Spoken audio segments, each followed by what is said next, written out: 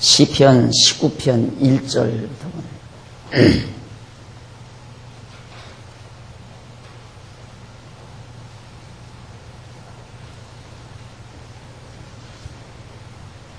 시편 19편 1절 이제 봉독합니다. 하늘이 하나님의 영광을 선포하고 궁창이 그 손으로 하신 일을 나타내는도다. 날은 날에게 말하고 밤은 밤에게 지식을 전하니 언어가 없고 들리는 소리도 없으니 그 소리가 온 땅에 통하고 그 말씀이 세계 끝까지 이르도다. 하나님이 해를 위하여 하늘에 장막을 베푸소도다. 해는 그 방에서 나오는 신랑과 같고 그 길을 달리기 기뻐하는 장사 같아서 하늘 이 끝에서 나와서 하늘 저 끝까지 운행하며 그 온기에서 피하여 숨는 자 없도다. 6절까지 봉독했습니다.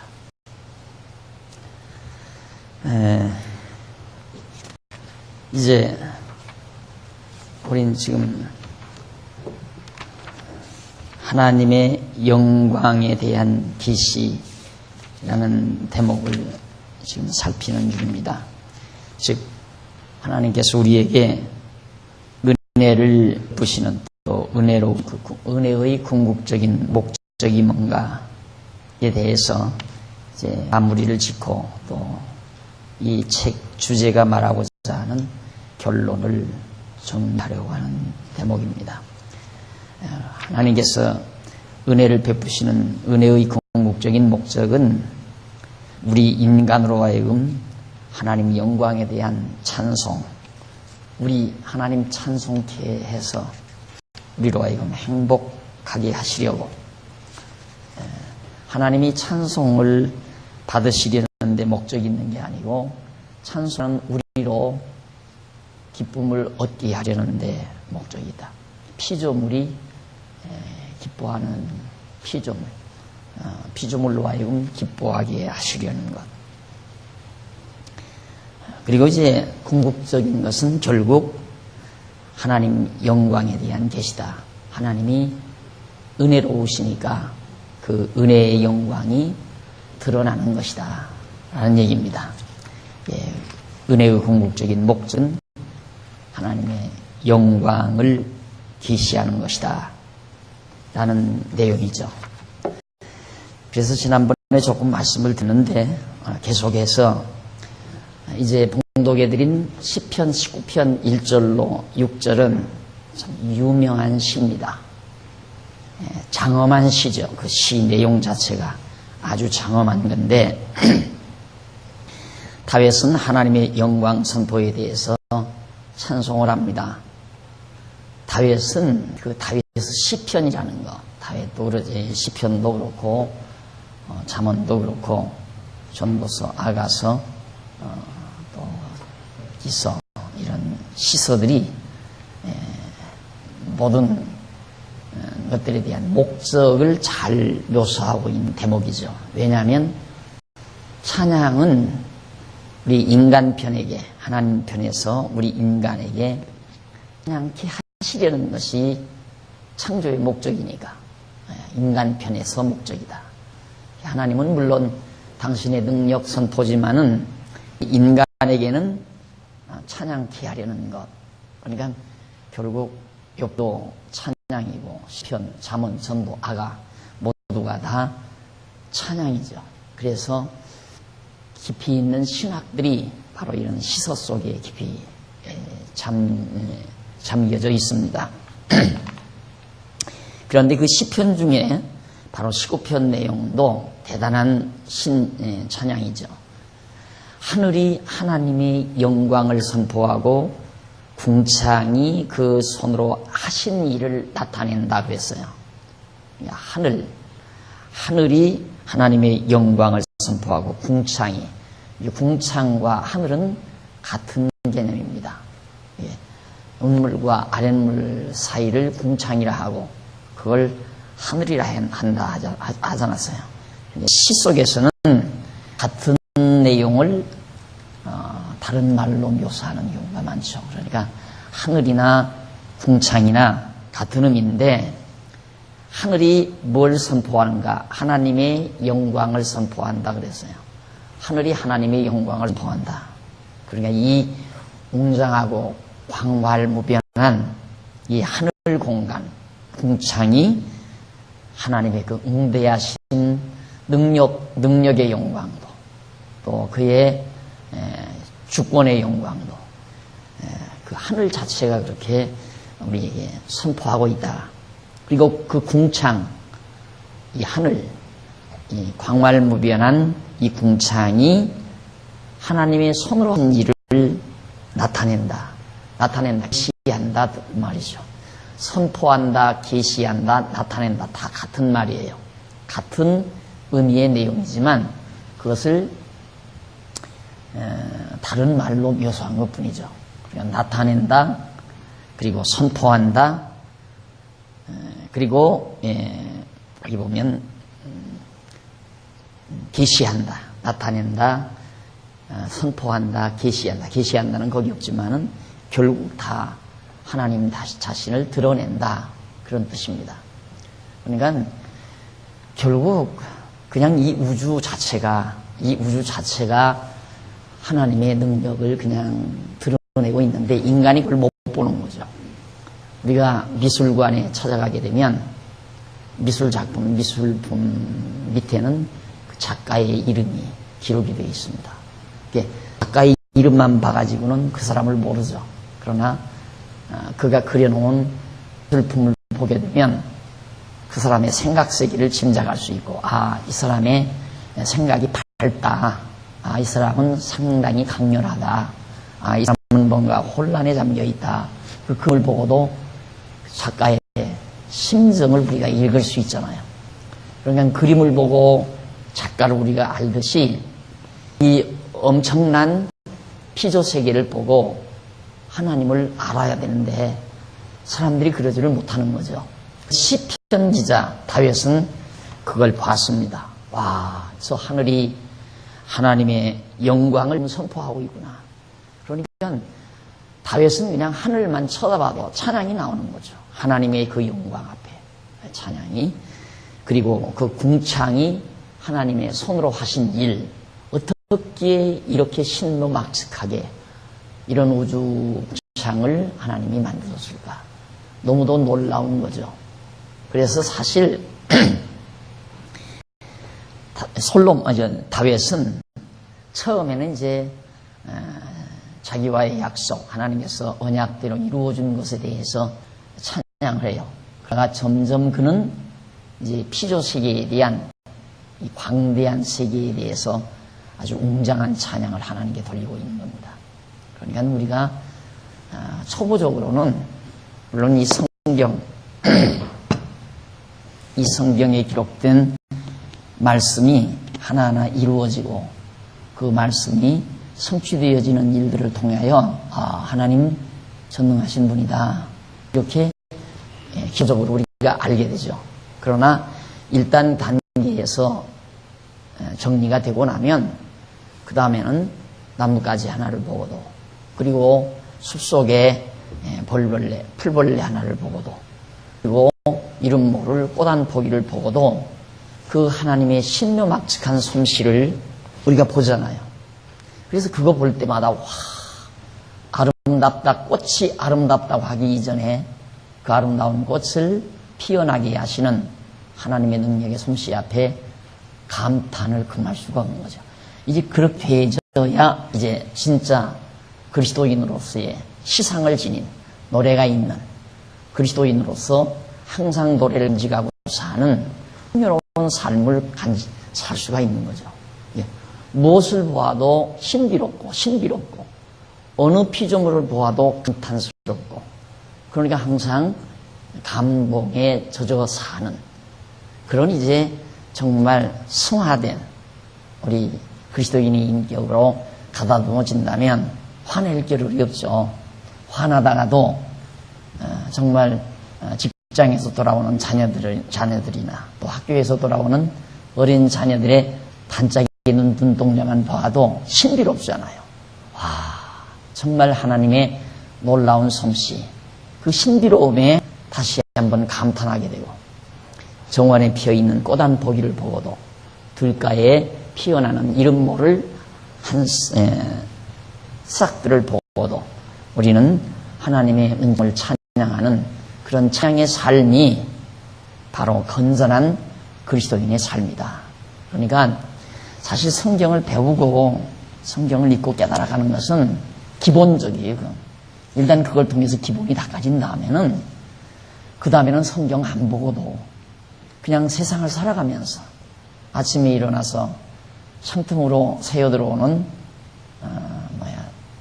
햇볕을, 동력 하늘에 떠오르는 햇볕을 받으면서도, 밝아오는 동창을 보고도, 저녁 노을을 보고도, 그리고 풀벌레 소리를 듣고도, 그런 모든 자연 만물을 통하여 하나님의 능력의 솜씨를 우리들이 발견하고 살아가야 된다. 그래야 우리들이 항상, 아까도 말씀드렸지만 노래가 있을 수 있잖아요.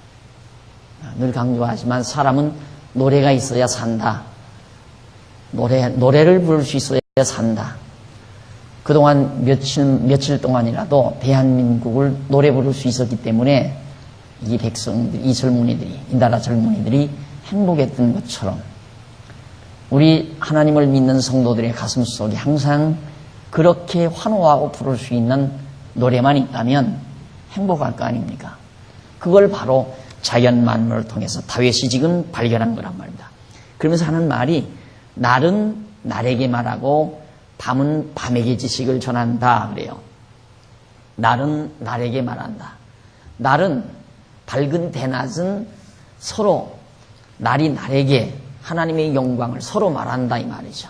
날들이 밤은 밤에게 하나님의 영광을 말하고, 그러니까 온 우주 천지에 하나님의 말씀이 가득하다는 얘기입니다. 거기 보면 날은 날에게 말하고 밤은 밤에게 지식을 전하니, 무슨 지식? 여호와를 아는 지식, 하나님 여호와를 아는 지식을 날이 전하고 밤이 전하고. 그래서 언어가 없고 들리는 소리도 없으니, 아무런 말도 없고 들리는 소리도 없지만은 그 소리가, 없는 소리가, 아무 소리도 없는 그 소리가 온 땅에 통하고 그 말씀이 세계 끝까지 이른다. 그러니까 하나님의 말씀이 하나님의 피조 우주 공간입니다. 광대무변한 우주 공간 속에 하나님의 말씀이 꽉 차 있다 이 말이죠. 그게 로고스입니다. 그러니까 이 글 속에, 이 성경 말씀 속에 담겨진 로고스는 이제 성문화에서 문자화되어서 이렇게 한 개에 지어져 있지만은 진짜 로고스는 무한한 거죠. 무한한 거.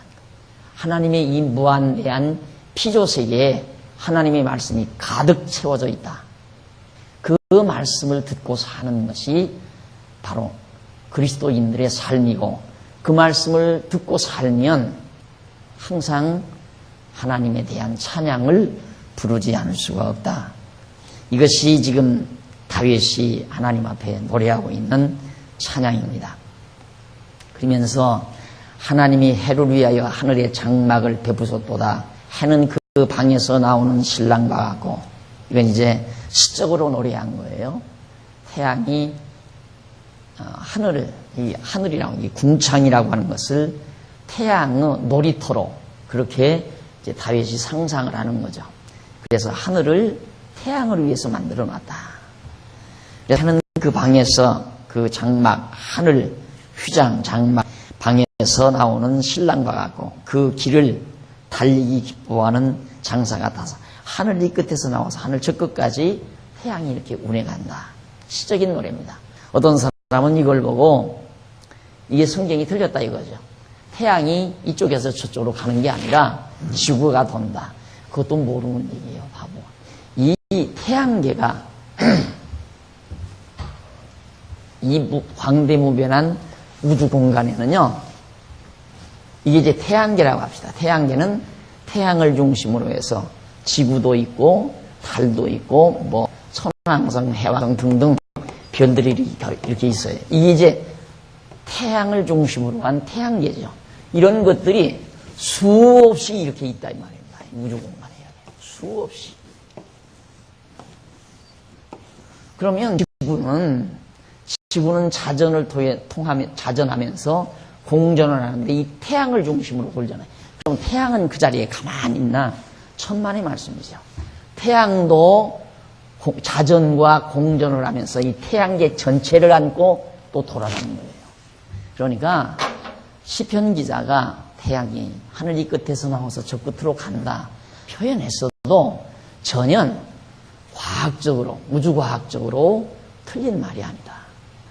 그러니까 지구라고 하는 것을 기점으로 한다면 지구가 돌지 어떻게 태양이 왔다 갔다 하느냐 그렇게 말이 될지는 모르지만 우주라고 하는 전체 공간을 놓고 볼 때에는 태양이 이 하늘 끝에서 나와서 하늘 저 끝으로 간다는 말도 전혀 틀린 말이 아니다. 그러니까 도리어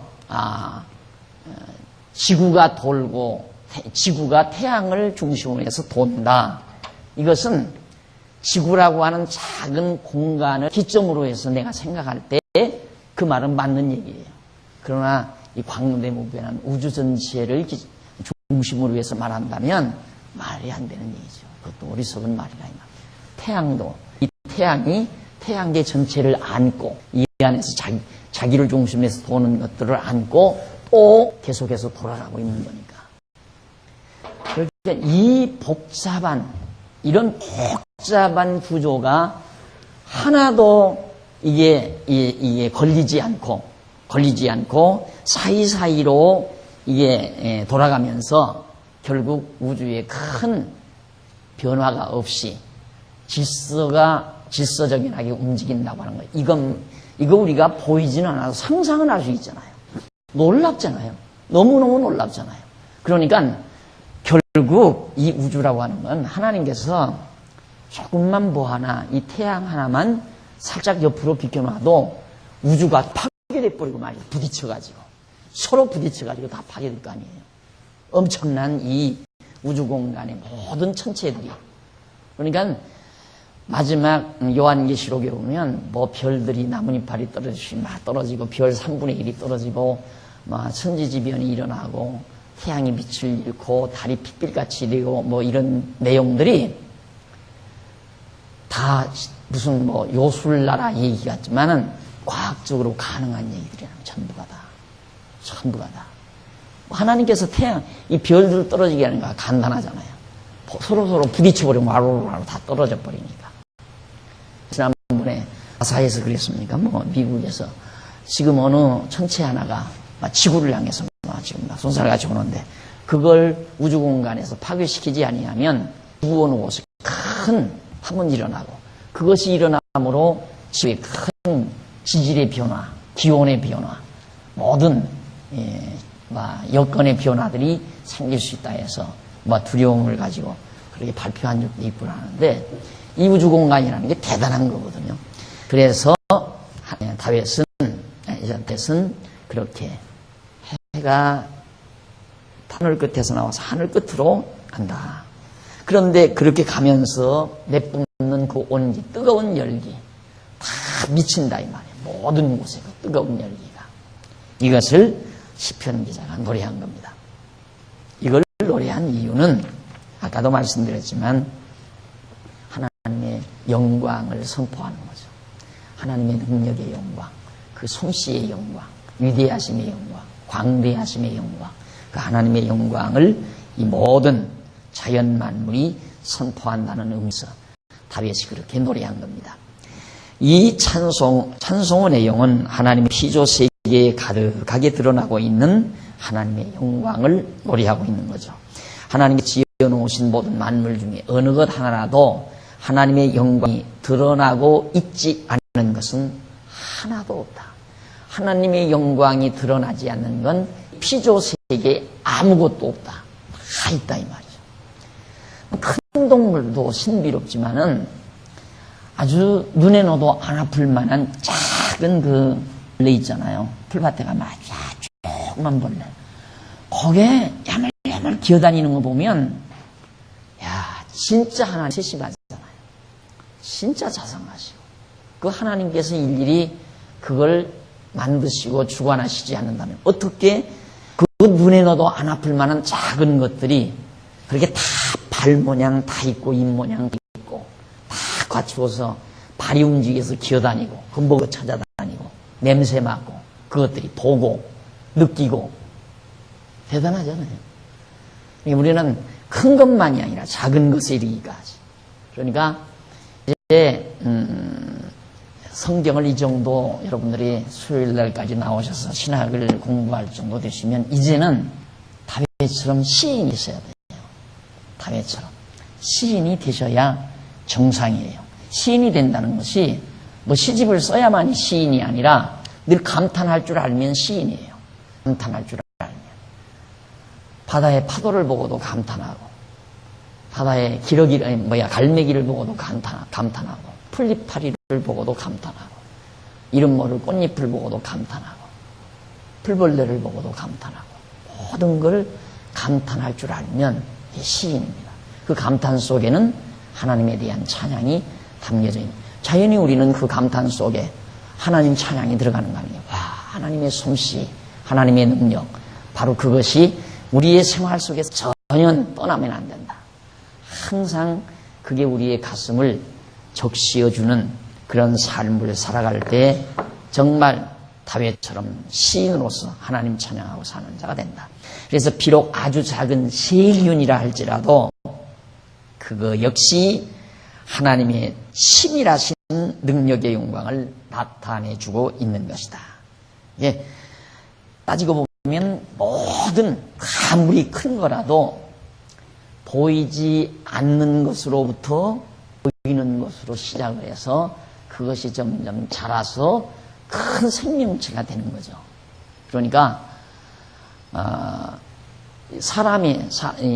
인간이 뭐든 또 동물이 태어나는 것도 애기씨가 있잖아요. 애기씨가 처음에는 보이지 않죠. 보이지 않는 것들이 모아져 애기씨가 이루어지고 그것들이 배 안에서 엄마 배 안에서 점점 자라서 아기가 되고 그래서 태어나고 그래서 송아지도 되고 그래서 강아지도 되고 그렇게 해서 이제 살아 움직이는 동물들이 되어지듯이 안 보이는 데서부터 보이는 것으로 그게 영 안 보이니까 그걸 뭘로? 현미경으로 고도의 현미경을 놓고 실험관에서 확인하잖아요. 눈으로는 안 보이니까. 우리의 이런 눈으로는 보이지 아니하는 것이 고도의 현미경을 통해서 죠. 근데 아주 작은 것들이 살아 움직이고 꼬물꼬물 살아 움직이고 그게 이제 큰 동물도 되고 큰 동물도 되고 이게 이제 하나님의 놀라운 솜씨죠. 그러니까 이런 모든 상황들을 우리들이 하나하나 살피면서 모든 천지 만물 자체가 정말 하나님 영광을 드러내시는 거구나.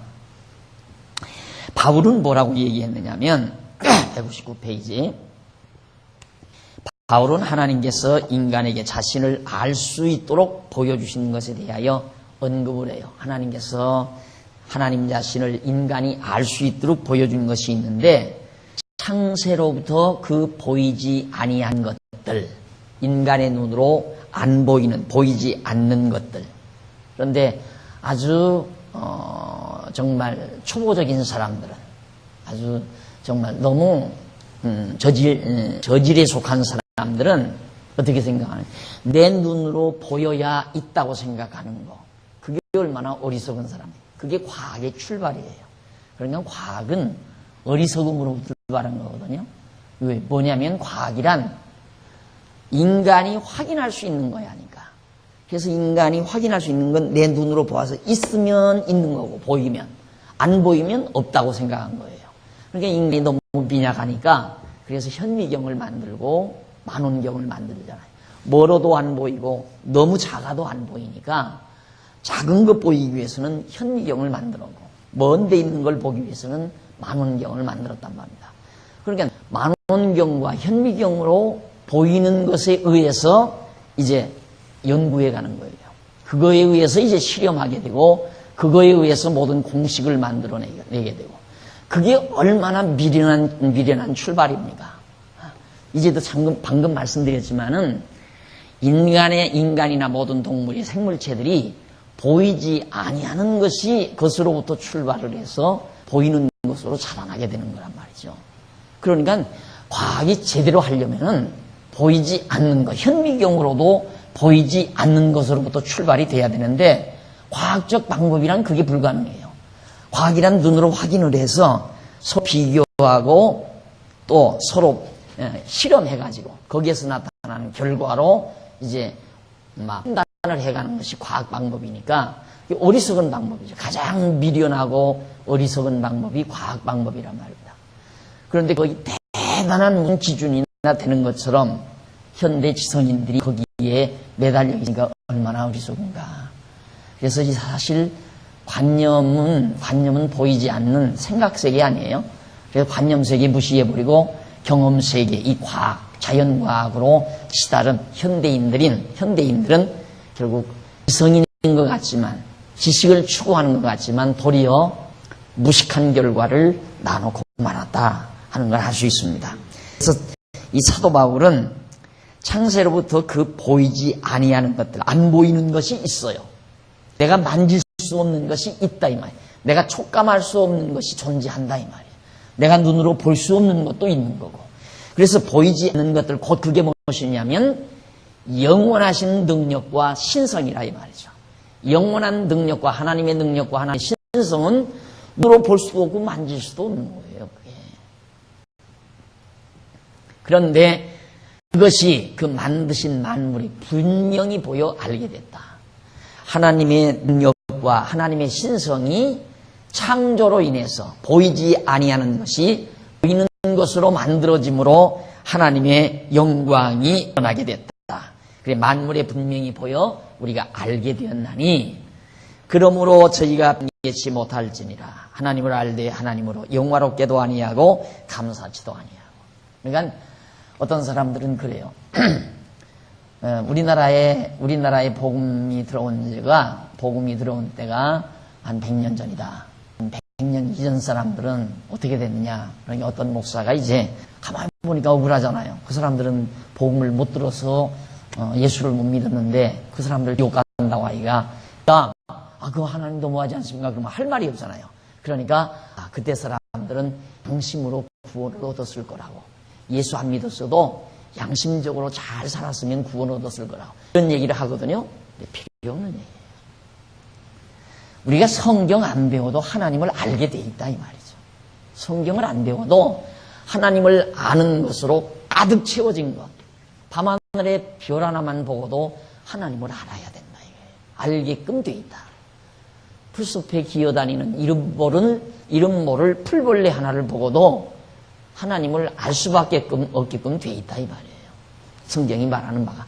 그러니까 복음 전도자 선교사가 와서 여기 와서 복음을 안 전했더라도 이 다음 가서 하나님 앞에 심판을 받을 때 나는 누가 예수 믿으라고 와서 나는 못 믿었다고. 무슨 소리냐. 너 풀벌레 보지 않았느냐. 너 길가에 이름 모를 꽃 한 송이 보지 못했느냐. 다 보고 살았잖아요. 하늘의 별도 보고 태양도 보고 날아다니는 새들도 바라보고 다 보고 살았다 이 말. 그거 봤으면 날 알아야지 할 말이 없죠. 바로 그 말이에요. 아무도 핑계할 수 없다. 저희가 핑계 못할지니라. 하나님을 알되 하나님으로 영화롭게도 아니하고 감사치도 아니하고. 어떻게 오히려 그 생각이 허망하여지며 미련한 마음이 어두워졌나니 스스로 지혜 있다나 우준하게 미련하게 되어 아주 우매하고 아주 미련하게 되어 썩어지지 아니하는 하나님의 영광을 썩어질 사람과 금수와 버러지 형상의 우상으로 바꾸어놓으니라. 막상 하나님의 영광을 사람과 금수, 짐승의 형상으로 바꾸어버렸다. 그러니까 사람들이 알죠. 야, 뭔가 신이 있다. 이건 느끼죠. 이 모든 우주만물을 보고도 다 느끼는데 그 보이지 아니하는 하나님을 찾았어야 되는데 그런 게 아니라 그런 신사상을 갖다가 사람 모양 만들어 놓고 우상 만들어 짐승 모양 만들어 놓고 그래서 사람과 금수와 버러지 형상의 그 우상으로 바꾸어서 우상을 섬기고 말았다 사람들이. 그러니까 결국 종교심이 없는 사람은 아무도 없어요. 다 있어요 종교심이란. 종교심이 이제 어떻게 발휘되느냐. 종교심이 바울이 한 설교처럼 천지와 만물을 지으시고 역사를 주관하시는 하나님으로 알고 경외하면 정상적인데 그 하나님을 갖다가 우상으로 바꾸어 놔버리면 이제 결국 우상 종교가 되어버리고 마는 것이다. 자, 이것이 사도 바울이 로마서 1장 20절로 23절에서 발견된 내용입니다. 그러니까 이제 여러분들 지금까지는 성경 공부하느라고 참 많이 애쓰셨어요. 근데 이제는 다윗서 성경 더 공부하지 말란 말이 아니라 이제는 성경에만 눈을 돌리지 마시고 하나님이 운행하시는 우주 만물 그리고 역사 섭리 아침에 받아보는 신문 텔레비에서 채널에서 나오는 각종 채널에서 나오는 아침 뉴스 세계 뉴스 이런 뉴스들을 바라보면서 하나님의 놀라운 능력의 영광을 늘 느끼며 사시면 된다 이 말이죠. 얼마나 좋아요. 아침 일어나자마자 신문 딱 세계 기사가 세계 소식이 담겨져 있는 신문을 펼쳐들고 역사를 섭리해 가시는 하나님을 느끼고 그리고 채널을 돌려서 세계 뉴스가 나오는 걸 보고 하나님께서 역사를 섭리해 가시는 하나님을 의식하고 그리고 짙푸르게 푸르러져 가는 먼 산들을 바라보면서 하나님의 아름다운 솜씨를 느끼면서 그렇게 사는 것이 신앙생활이에요. 이제는 그렇게 사세요. 누구나가 시인이 돼야 되고 항상 마음에 감동이 있어야 된다. 바로 바울도 그걸 느꼈고 다윗도 지금 그걸 느낀 거거든요. 그래서 이 두 가지를 소개해 드린 겁니다.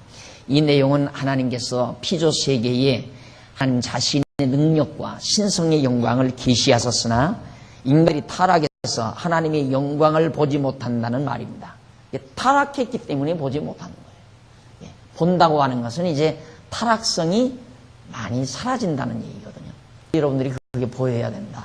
하늘을 보고 들을 보고 나무를 보고 산악을 보고 모든 피조 만물을 보고 하나님의 능력이 보이면 이미 옛사람 죽어버리고 새사람이 살아난 사람들이죠. 거듭난 사람들. 그게 바로 사도 바울이었고 바로 다윗이었습니다. 하나님께서는 자신의 은혜의 영광을 인간에 드러내 주신다. 그런데도 이루어진 인간들, 어두워진 인간들은 하나님의 은혜의 영광을 보지 못한다. 이미 눈 감은 자에게는 낮도 밤이고 밤도 밤입니다. 그러나 눈이 밝은 자에게는 밝은 태양이 눈에 보이는 거죠. 그런 것처럼 우리 옛사람 죽어버리고 새사람으로 거듭나고 중생한 자는 하늘의 궁창 속에 하늘에 하나님의 능력의 영광이 보이게 된다. 그런 뜻입니다. 그 다음 줄과 군데 보시면 하나님의 은혜의 영광에 대한 계시는 아담을 창조하시고 복주심에서 나타난다. 그리고 아벨의 제사를 연락하심에서 나타나고 노아를 홍수에서 구원하여 주심에서 나타난다. 그 역사 속에 하나님의 그러니까 자연 만물 속에서도 나타나고 그다음 여기서부터는 하나님이 섭리해 가시는 역사 속에도 나타난다. 그러니까 내가 언젠가도 그 얘기했잖아요. 우리는 자리에서 일어났을 때, 잠을 자고 자리에서 일어났을 때 마치 영화관에 가서 다음 장면, 무슨 장면이 나올까 그 호심에서 바로 스크린을 바라보는 것처럼 하나님께서 오늘은 나를 누구를 만나게 할까? 어떤 일이 있어지도록 하나님께서 섭리하실까? 오늘 하루를 하나님 어떻게 역사에 가실까?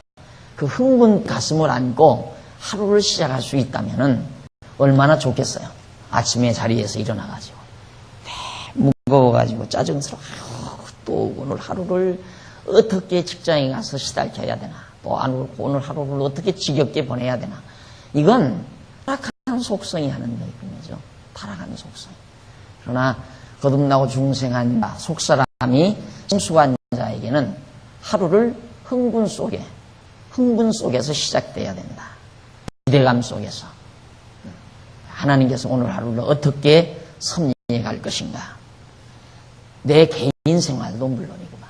나라 역사도 마찬가지고 세계 역사도 마찬가지고 세계가 돌아가는 모습들도 다 마찬가지고 그래서 뿐만 아니라 이스라엘 열조 아브라함과 이삭과 야곱에게 세우신 은혜 언약에서 구체적으로 나타난다. 그런데 이와 같은 구약에서의 모형적이고 그림자적인 은혜의 영광에 대한 신은 그리스도에게서 실체적으로 가장 절정을 이루어 나타나는 것이다.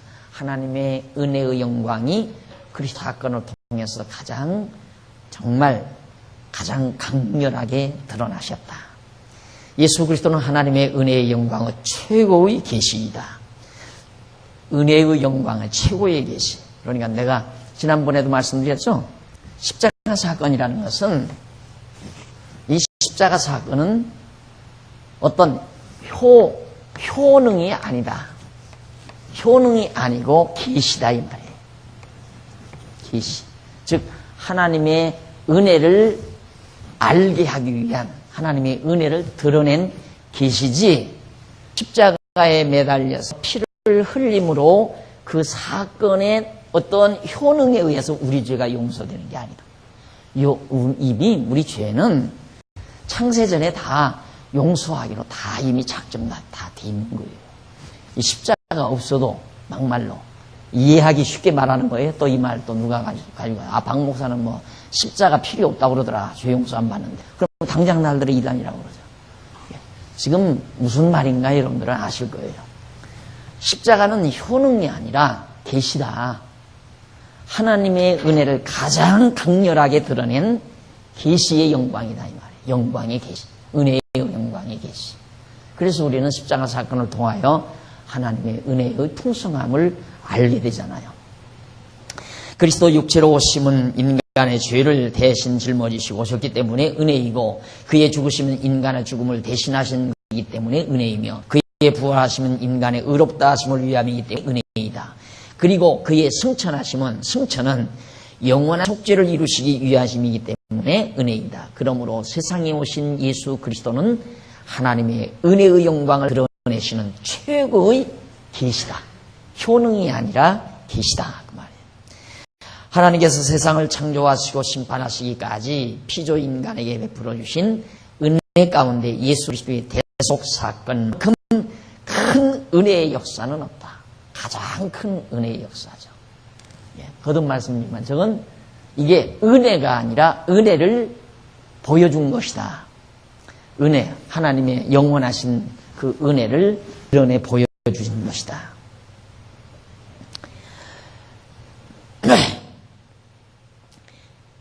하나님께서 세상을 창조하시고 심판하시기까지 피조 인간에게 베풀어 주신 은혜 가운데 예수 그리스도의 대속 사건만큼 큰 은혜의 역사는 없다.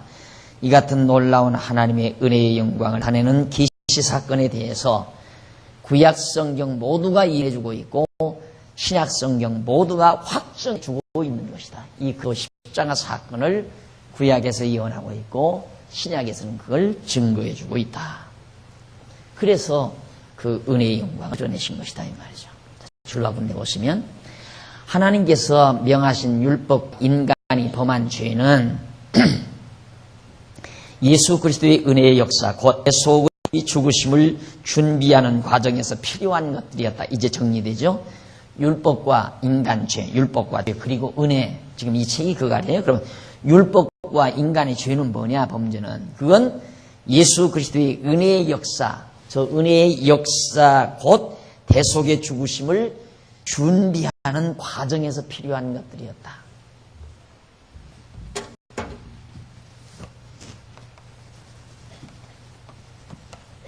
죄, 그리고 은혜다.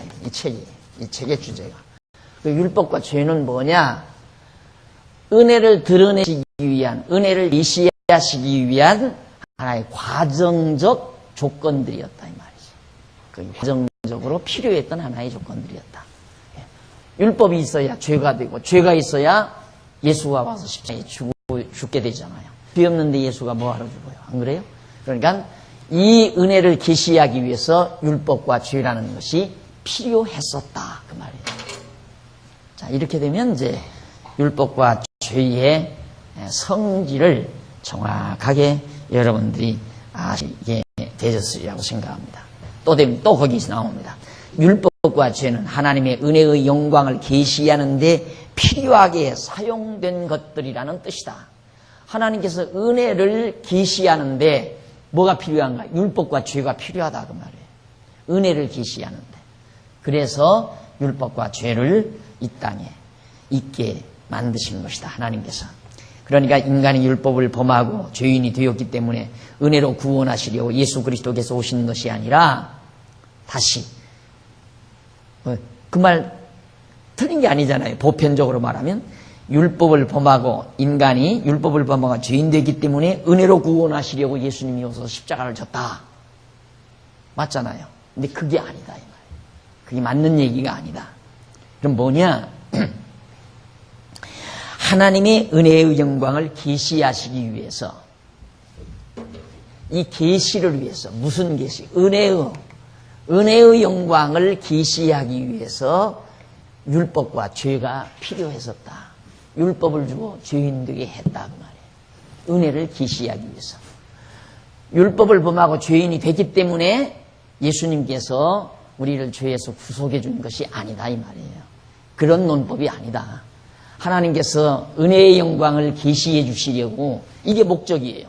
이건 방법이고 이건 방법. 이건 목적. 그런데 아까로 말하면 율법과 죄, 율법을 범하고 죄인이 됐기 때문에 우리를 구속해 주시려고 예수님이 오셨다. 구속해 주시려고.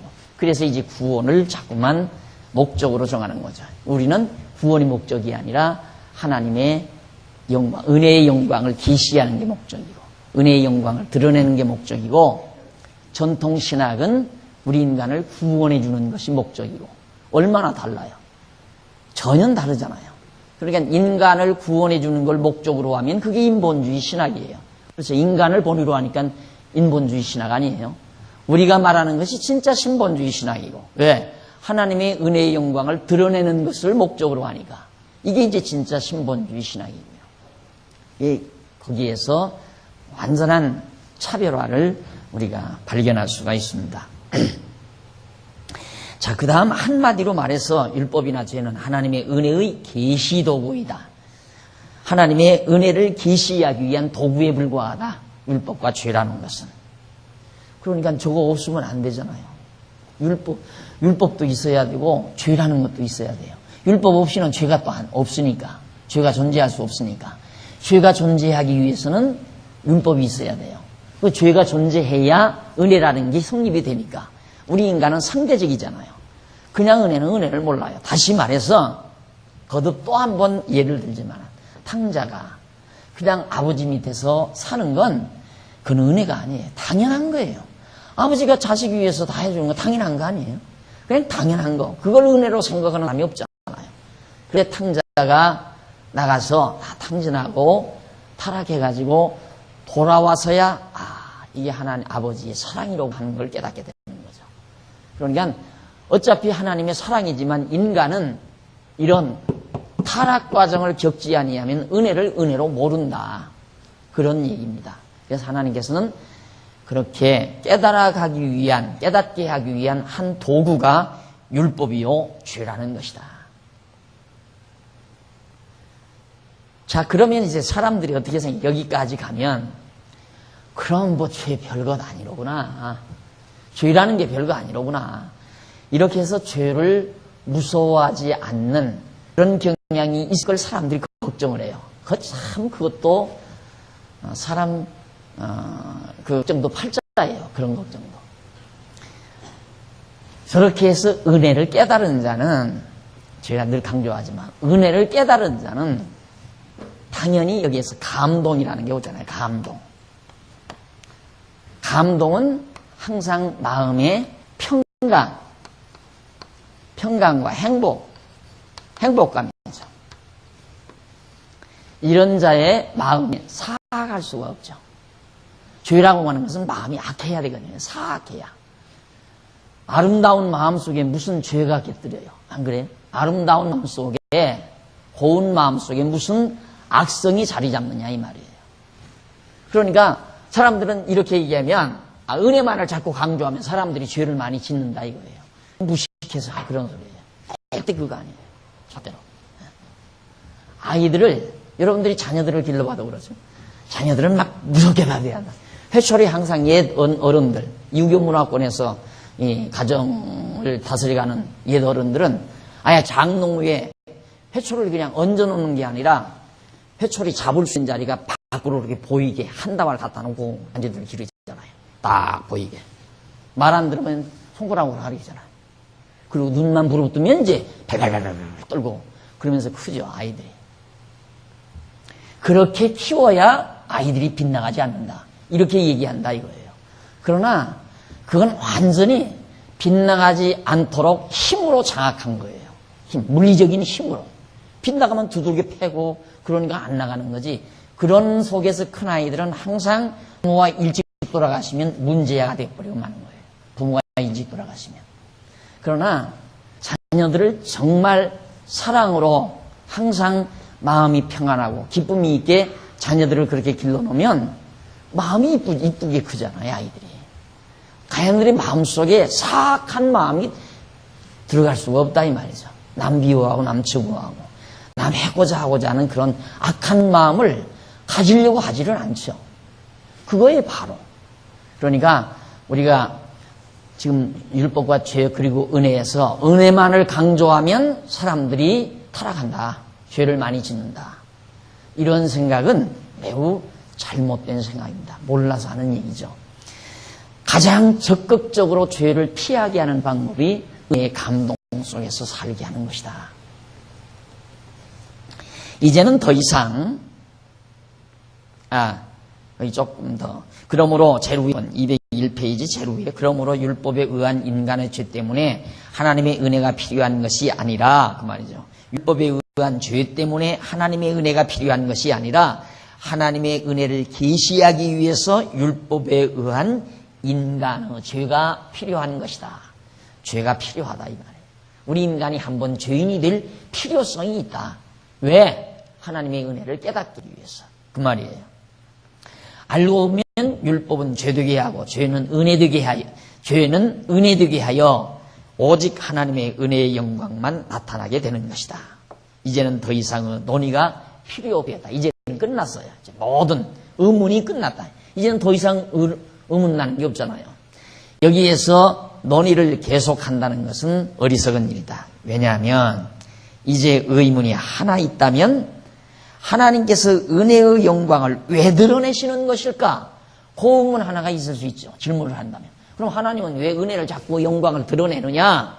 그렇게 질문할 수 있다 이 말이죠.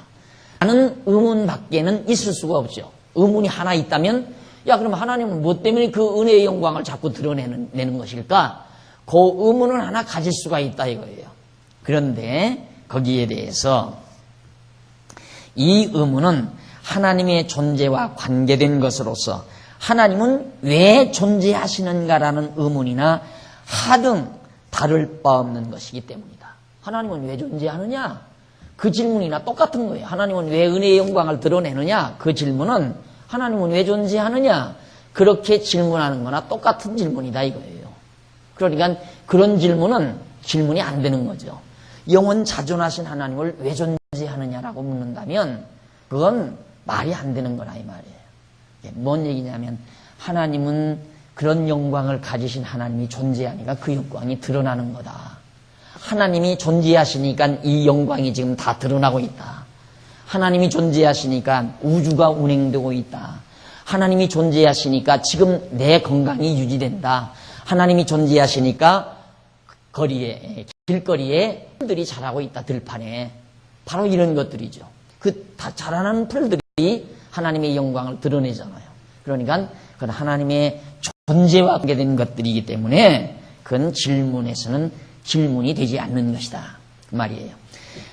그래서 하나님의 영광이 드러나는 것은 하나님의 존재 방식이기 때문에 지난번 말씀드렸죠.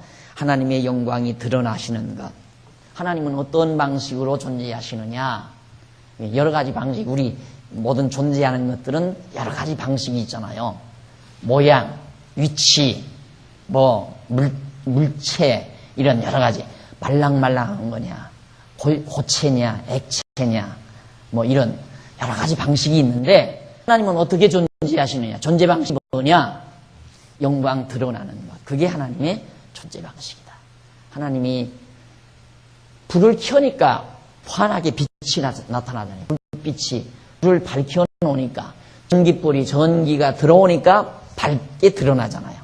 그 말은 밝게 드러났다는 말은 전깃불이 돌았다는 말과 똑같은 거죠. 마찬가지로 하나님의 영광이 드러난다는 것은 하나님이 존재한다는 것과 같은 말이다. 그래서 영광이 드러나는 것은 하나님의 존재 방식이다 이 말이죠. 그러니까 왜 하나님이 은혜의 영광을 드러내는가 이 말은 하나님이 존재하느냐는 분과 똑같은 거다. 그건 질문할 수가 없는 질문이죠. 하나님이 왜 존재하느냐? 그걸 어떻게 영원자존하신 하나님에게 하나님은 언제 존재하기 시작한 때가 있는 게 아니라 그냥 하나님이 영원 전부터 그냥 존재하시는 분이에요. 그러니까 생각하는 사람들은 뭔가 이 귀납적으로 사고하는 사람들도 뭔가 언제부턴가 뭔가 하나는 존재했을 거다 이 말이에요. 뭔가. 그러니까 아무것도 없는 데서 뭐가 이렇게 존재하는 게 아니라 뭔가가 그냥 존재했을 것이다. 그 존재한 것을 제1원인이라고 그러잖아요. 철학자들이. 제1원인. 이 원인이라고 이렇게. 제1원인이다. 최초의 어떤 원인자가 있을 거다. 하나님이라는 말은 못하다. 당연하죠, 그거야. 그러니까 그 제1원인자에게 왜 존재하느냐고 묻는다면 그건 말이 안 되는, 질문이 안 되는 질문이라 이 말이에요. 그리고 이제는 질문할 이유가 없고 우리는 의문나는 것이 있을 수가 없다. 그러므로 입을 다물 수밖에 없다 나오잖아요. 그러므로 입을 다물 수밖에 없다. 지음받은 인간은 마땅히 입을 다물어야 한다. 그리고 하나님의 크신 은혜의 영광만을 찬양할 따릅니다. 우리는 이제 입 딱 다물고 하나님의 은혜의 영광만 찬양하는, 하나님께서 자신의 은혜의 긍휼의 영광을 드러내시려고 모든 사람을 순종치 아니하는 가운데 가두어 두시는 하나님의 섭리에 대해서 바울이 로마서에서 언급하고 있다. 그 내용은 하나님이 모든 사람을 불순종치 아니하는 가운데 가두어 두심은 모든 사람에게 긍휼을 베풀려 하심이라. 모든 사람을 바로 불순종 가운데다 이렇게 가두어 둔 이유는 예수 그리스도를 통해서 긍휼이죠. 긍휼을 베풀려고. 그래서 하나님께서 불순종 가운데 모든 사람을 가두어 놨다. 그러니까 우리 인간들이 다 죄인으로 태어나는 거 하나님 계획 속에서 죄인으로 태어나게 한 거예요. 그래서 죄인이기 때문에 죄 짓고 사는 거지 죄를 졌기 때문에 죄인이 되는 게 아니다. 그러나 많은 사람들은 자꾸만 내가 죄를 졌기 때문에 죄인인 줄 알아요. 애당초 태어나면서부터 죄인으로 태어나요. 죄인으로 태어났기 때문에 죄를 짓고 사는 거예요. 죄인이 이 세상 태어나서 죄 안 짓는다면 그것도 이상한 거야. 어떻게 죄인이 죄를 안 져요? 죄인은 죄를 짓끔 돼 있어요. 그러니까 한 사람도 의롭다함을 얻을 육체가 없다고 그랬잖아요. 아무도. 그런데 많은 사람들은 자꾸만 나는 누구보다는 죄를 덜 졌다. 나는 누구보다는 의로울 거다. 이 생각을 하죠. 천만의 말씀이요. 인간은 하나님 앞에 처음부터 잉태할 때부터 죄 중에 잉태되고 죄 중에 태어나서 죄인으로 나가지고 죄와 더불어 살고 죄지며 살고 죄 가운데 살고 그렇게 해서 불순종 가운데 있는 우리들에게 하나님께서 긍휼을 베풀어서 하나님의 자녀 삼아줌으로 은혜의 영광을 드러내신 것이다. 나타내 주신 것이다. 그래서 보여주니까 은혜를 영광을 드러내주시니까 그 영광을 보고 우리는 하나님의 은혜를 깨닫게 되는 거죠. 그 은혜를 알고 은혜의 영광을 찬송하게 되는 거고. 그래서 사도 바울이 말한 것인데 그러므로 인간이 순종치 아니하고 죄를 범했기 때문에 하나님께서 긍휼을 베풀어 구속해 주시는 것이 아니라 하나님께서 긍휼을 베풀어 구속해 주시기 위해 인간으로 하여금 불순종치 아니하는 간 가운데 가두어 범죄하도록 하셨다는 것이다. 저 가운데 불순종 가운데 가두어 두니까 하나님께 불순종하며 살게 돼 있는 거예요.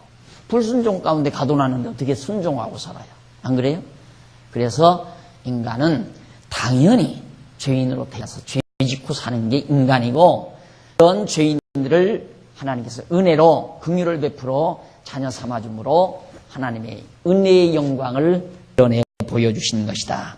바울은 이 놀라운 하나님의 섭리를 깨닫고 하나님을 다음과 같이 찬양했다. 뭔가? 깊도다 하나님의 지혜와 지식에 부여하며. 와, 정말 놀랍다 이 말이죠. 하나님의 그 지혜와 지식이. 그의 판단은 측량치 못할 것이며 하나님께서 판단하고 계획하는 이런 모든 분별력 이런 것들은 인간이 가히 측량할 수가 없다. 그의 길은 찾지 못할 것이라. 누가 감히 이런 상상을 합니까? 이런 상상을 아무도 못한다. 하나님께서 길이란 도 하나님께서 하시는 방법이죠. 길, 방법 하나님께서 어떻게 해가시는가. 그걸 누가 감히 짐작이나 해요. 보통 인간들이 짐작하는 건 인간이 율법을 범해서 율법을 순종제 아니하고 죄를 지니까 하나님께서 불쌍해서 우리를 구원해 줬구나. 이래서 이 생각을 하는 거죠. 그게 이제 하나님의 길인 줄 알아요. 그런데 그걸 거꾸로 생각을 해야 돼요. 하나님께서는 당신의 은혜의 영광을 드러내기 위해서 율법을 주어 힘들게 하고 불순종 가운데 가두고 죄 짓고 죄인으로서 살게 만들었다. 그래서 인간으로 하여금 긍휼을 베풀어서 하나님의 은혜를 깨닫게 만들어가지고 그 은혜의 영광을 찬미하게 만들었다. 그렇게 결국 은혜를 계시하셨다 그 말이에요.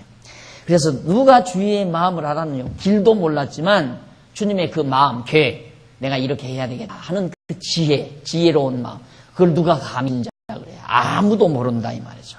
누가 그의 모사가 됐느냐. 모사라는 건 기획위원장이죠. 쉽게 말하면 모든 것 기획을 세워서 이렇게 합시다 저렇게 합시다 안을 만들어가지고 이제 올리면 결제해가지고 그대로 실천해 가잖아요. 그 모사. 누가 주님의 모사가 됐느냐. 아무도 모사 될 사람이 없다 이 말이죠. 누가 주께 먼저 드려서 갚으심을 받겠느냐. 감히 누가 하나님께 먼저 정말 자기를 드려가지고 하나님께 정말로 그 은혜의 놀라운 은혜를 갚을 수가 있겠느냐. 그러면서 이는 만물이 주에게서 나오고 주로 말미암고 주께로 돌아갑니다. 늘 제가 강조했죠. 이런 모두가 이런 모든 만물이 만사 만물이 다 주님에게서 나오고 주로 말미암고 주에게로 돌아간다 이 말이에요. 여기서 나와서 주로 말미암고 다시 주에게로 돌아간다. 이것이 지혜입니다. 이번 여름 사경회 때 이제 잠언서 배울 때 지혜에 대한 내용이 나오는데 이게 지혜예요. 모든 것이 하나님으로부터 주님께로부터 나와서 주님으로 말미암아 만사가 운행이 되고 만사 만물이 다 주관되고 존재하고 그리고 그것들이 다 다시 영원하신 주에게로 돌아간다. 이게 바울이 로마서 11장 33절 36절에서 찬양한 최고의 찬양의 내용입니다. 이렇게 해서 우리 기독교 신앙에 있어서 가장 아주 예민한 율법 문제, 죄, 그리고 은혜라고 하는 문제들을 종합적으로 이렇게 정리를 했습니다. 그런데 대부분 많은 학자들이 율법은 율법대로 연구하고 죄는 죄대로 따로 연구하고 은혜는 은혜대로 연구하고 이렇게 연구가 되니까 제대로 이해가 안 되는 거죠. 종합적으로 서로 상관관계가 있는 거니까 율법과 죄 그리고 은혜 이렇게 해서 서로 관련을 지어서 종합적으로 우리가 이해할 때 그래 율법이라는 게 그런 거구나. 죄라는 건 바로 그런 것이 죄고. 그런데 자꾸만 그 율법을 우리는 지켜서 내가 의인이 되려고 하니까 하나님의 계획하고는 전혀 다르잖아요. 하나님은 율법으로 죄인 되게 해가지고 죄인에게 은혜를 베풀어서 은혜의 영광을 드러내려는 것이 하나님의 뜻인데 율법 앞에서 죄인이 돼야 하는데 율법 앞에서 자꾸 의인 되려고 한다 이 말이에요. 사람들이. 그렇게 또 하라고 가르치고 있고 그러니까 신앙생활하기도 힘들고 이게 이해가 안 되니까 늘 불안하고 항상 마음에 정말 검은 먹구름이 끼어있게 되고 감사함도 없고 감동도 없고 그러나 이제 저렇게 딱 정리하고 나면 이제는 하나하나가 달라지실 거예요. 정말 뉴스를 보든가 신문을 보든가 또 자연 만물을 보든가, 올여름 이제 또 밖에 많이 나가실 테니까 밖에 나가서 뭘 보더라도 그 볼 때마다 그 하나님의 신비로우신 솜씨가 기억나면 제대로 신앙생활, 그리스도인으로 제대로 돼가는 거예요. 제대로. 그런데 그게 보여지지 않고 그냥 그 분위기에 자기가 공연히 먹혀 들어간다면 그건 바보예요. 모든 만물 속에서 하나님의 영광을 보는 눈이 점점 밝아져야 된다. 그게 밝아져야 감동이 사라지지 않고 범사에 하나님 인정하게 되고, 그래서 늘 우리는 하나님께 대한 찬양이 우리 심령 속에 떠나지 않고 우리에게 노래할 자가 있고 노래할 대상이 있고 찬양할 대상이 있고, 그래서 이제 우리가 행복한 것이고요. 이렇게 해서 제 강의를 모두 다 마쳤습니다. 책 한 권 오랜만에 다 띄었습니다. 앞으로 이제 다른 과목을 하나 택해서 수요일 날 또 하나하나 정리하도록 하시고요. 그동안 빠진 부분들은 인터넷에 다 있더라고요. 빠진 부분 한번 다시 결론 좀 들으셨으니까 결론과 견주어서 못 참석하지 못했던 분들 참석해서 깨끗하게 정리하고 나면 솔직히 이것만 딱 정리돼도요, 한결 머리가 가볍죠. 마음이 훨씬 달라지고요. 그래서 어떻게 사는 것이 지혜로구나, 이런 것도 열리게 되고요. 여기 지혜 나오잖아요. 이게. 모든 만사가 주에게로 나와서 주로 말미암고 주에게로 돌아간다. 모든 만물이 다 주님의 계획 속에 나와요. 주님의 뜻 가운데서 전부 다 펼쳐져요. 그러니까 주님에 의해서 다 만물이 운행되고 섭리되고 주관되고, 그러다가 이 모든 것 다 주에게로 다시 다 돌아가 버리고 만다. 이걸 아는 것이 지혜입니다. 이 지혜로움을 항상 간직하고 산다면 아마 훨씬 마음도 풍성해지고 뭔가 자신만만해지기도 하고요. 드러나기도 하고요. 하루하루가 신비롭게 다가오기도 하고요. 하나님은 오늘 또 이런 계획이 있었구나. 오늘 또 나 생각지 않았던 밥을 먹었거든요. 점심밥을. 하나님 이런 계획이 있었구나. 이런 생각. 모르죠. 그러니까 도대체 오늘 무슨 일이 있을지도 모르고 내일에 어떤 일이 있을지 우리 모르고 저는 살잖아요. 그러나 우리 항상 그 신비로움을 가지고 말씀드린 대로 영화관에 가서 스크린을 보는 느낌으로 하루하루를 그렇게 정말 감동 속에 사는 여러분의 생활이 되시기를 부탁드리면서 강의를 마무리해 주셨습니다. 기도하십시다. 감사합니다. 기도하십시다. 자비로우신 아버지 하나님, 은혜와 사랑을 감사드립니다. 우리 눈이 멀어서 보아야 될 것을 보지 못하고 정말 보지 않아도 될 것들은 보며 사는, 눈에 보이는 것만을 쫓아서 사는 어리석은 저희들이었사오나 이제 우리들에게 보이지 않는 것을 볼 수 있는 눈을 가지게 하심을 진심으로 감사합니다. 하늘과 땅에 하나님의 말씀이 가득한데도 그 말씀을 듣지 못하던 귀머거리와 같은 저희들이었는데 이제는 정말 하늘과 땅 우주 공간에 가득한 하나님의 말씀을 들을 수 있는 귀도 주신 것을 진심으로 감사합니다. 눈을 밝혀주시고 귀를 열어주신 하나님 앞에 우리 다시 한번 감동하면서 하루하루의 삶을 감동 속에 살아가는 슬기롭고 지혜로운 종들이 되게 해 주시옵소서. 돌아가는 발길 주께서 동행해 주시고 주 안에서 다시 만날 때까지 평강의 영이 함께 해 주시옵소서. 예수님 이름으로 기도드립니다. 아멘.